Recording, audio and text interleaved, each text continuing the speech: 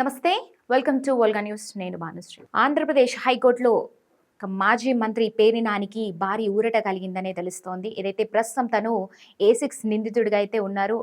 అయితే తన పేర్ని నాని దాఖలు చేసినటువంటి లంచ్ మోషన్ పిటిషన్ ఈరోజు విచారణ జరిగింది. విచారణల సందర్భంగా ఏదైతే తనపై సోమవారం వరకు కూడా ఎలాంటి చర్యలు తీసుకోవద్దని పోలీసులకు ఆదేశాలు జారీ చేసింది హైకోర్టు. తదుపరి విచారణ సోమవారానికి వాయిదా వేయగా అయితే అప్పటి వరకు కూడా కౌంటర్ దాఖలు చేయాలని ప్రభుత్వాన్ని హైకోర్టు ఆదేశించినట్టుగా పూర్తిగా తెలుస్తోంది.